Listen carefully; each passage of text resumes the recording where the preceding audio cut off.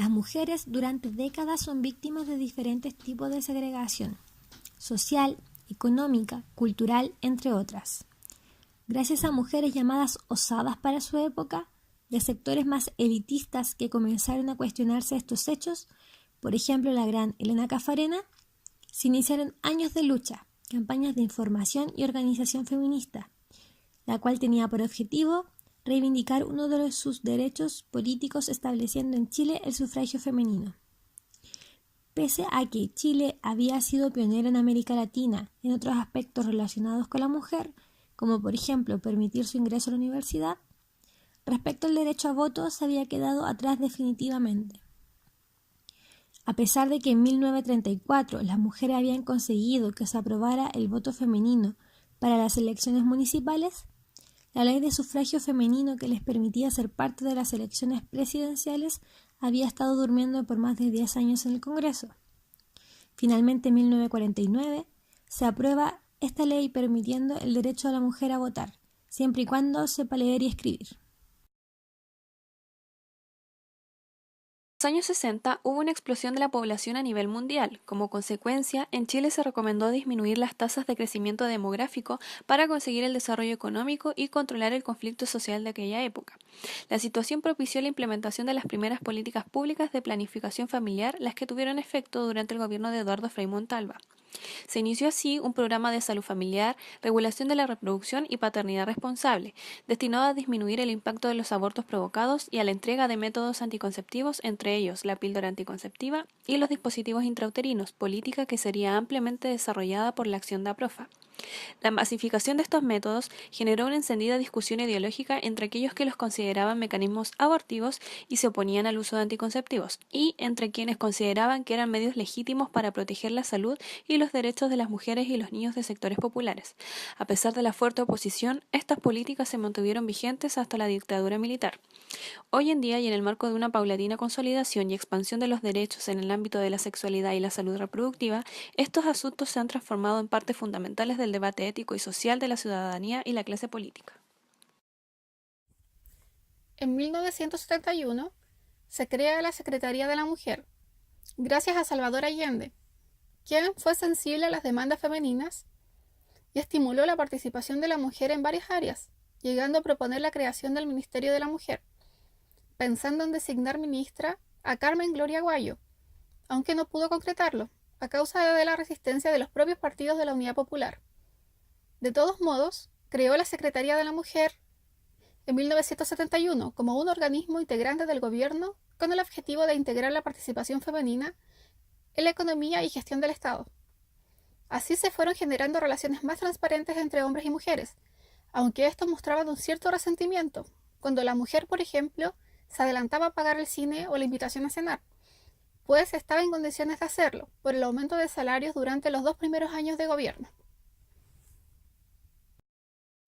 Se dice que desde la década de 1990 es más preciso hablar de la historia de las mujeres, pues los estudios que privilegian la investigación sobre el pasado femenino dan cuenta que ellas en esta época comienzan a participar en amplias esferas de la vida social y son protagonistas de fenómenos históricos, como la constitución del mercado laboral, la familia urbana, la cultura material o la construcción del Estado moderno. Bajo este contexto se crea Prodemu en el año 1990, durante el gobierno de Patricio Aylwin, en respuesta a las demandas de diversos movimientos de mujeres de aquella época de crear un referente que las capacitara y apoyara en la reivindicación de su dignidad y derechos. En 1994 se promulga la Ley 19.325 sobre procedimientos y sanciones relativos a actos de violencia familiar. Con la dictación de esta ley, en 1994 se reconoce por primera vez en Chile que la violencia intrafamiliar es una conducta merecedora de reproche social, considerando este tipo de conductas como una grave violación de los derechos humanos. Desde la promulgación de esta ley a la fecha, el número de casos conocidos por los tribunales de justicia fue en paulatino aumento. Estas cifras, no obstante, no evidenciaron necesariamente un aumento de la prevalencia de violencia en contra de la mujer, sino que ahora las mujeres se atreven a denunciar. Durante gran parte de la historia chilena, la homosexualidad se mantuvo oculta al estar legalmente prohibida, siendo una ley vigente por más de 120 años. Sin embargo, en 1994 comenzaron los primeros intentos de derogar esta ley por parte de los colectivos en pro de la integración y la liberación homosexual, en medio de un agitado contexto social debido a la reciente vuelta a la democracia. La mayor parte de las disposiciones que penalizaban la homosexualidad fueron derogadas en 1999, siendo el penúltimo país restante de América del Sur en hacerlo. Aún así, el artículo 365 sigue vigente, específicamente respecto a las relaciones sexuales que involucran a menores de 18 años, aun cuando la edad de consentimiento sexual en relaciones heterosexuales es de 14 años. En 1979, luego de su exilio político, Michelle Bachelet regresó al país y se sumó a diversos movimientos contrarios a la dictadura de Augusto Pinochet. Años más tarde, con el retorno de la democracia, Bachelet desarrolló una carrera política de bajo perfil, que cambiaría radicalmente al asumir como ministra de Salud en el gobierno de Ricardo Lagos el año 2000. En 2002 asumió como ministra de Defensa, siendo la primera mujer del país y de Iberoamérica en ocupar dicho puesto. En esa posición, Bachelet se convirtió en una figura de gran popularidad, siendo designada posteriormente como candidata presidencial, obteniendo el triunfo y asumiendo la presidencia en el año 2006.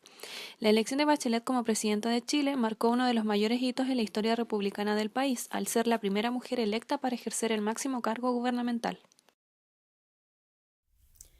La Ley 20.348, promulgada el 2 de junio del 2009, abordó legislativamente la brecha salarial entre hombres y mujeres, con el objetivo de disminuirla y evitar que exista discriminación de género en las remuneraciones. Las ventajas que tiene esta ley es que esta normativa ha permitido atraer y retener grandes cantidades de talento oculto en la sección femenina de la población, que de otra manera se desaprovecharía. Mejoraría también el ambiente laboral y fomentaría el sentimiento de equipo, al sentir las trabajadoras que se valora su trabajo de igual modo que se valora el de sus compañeros. También propiciaría el crecimiento de la producción y el desarrollo positivo de las áreas creativas y de innovación de la empresa.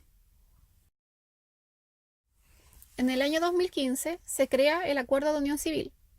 Este es un contrato que pueden celebrar las parejas que hacen una vida en común, a través del cual el Estado reconoce su nuevo estado civil y regula ante la ley diversos aspectos familiares, patrimoniales y de derechos de salud, laborales y provisionales de su relación. Los contrayentes que celebran la unión civil pasan a ser convivientes civiles.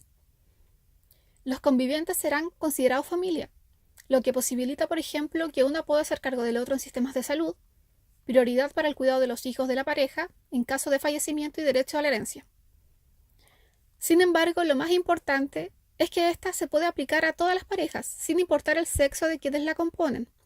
De esta manera, se abre la posibilidad a parejas del mismo sexo formalizar su unión frente a la ley, terminando así con la discriminación histórica. Después de 28 años de lucha sostenida por parte de agrupaciones de mujeres y algunos parlamentarios, en agosto del 2017 se aprueba la ley que despenaliza el aborto en 3 causales, luego de pasar por el Tribunal Constitucional, una instancia a la que llegó Chile Vamos para intentar revocarla. La aprobación no fue nada fácil. Durante la tramitación, parlamentarios, grupos evangélicos y autodenominados pro-vida realizaron grandes campañas en contra de la propuesta.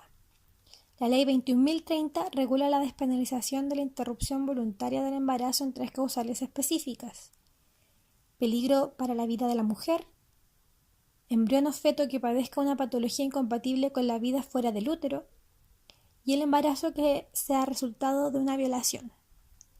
La voluntad de la mujer está en el centro de esta legislación, pues esta ley no obliga, ya que es cada mujer la que decide si se acoge a ella o no.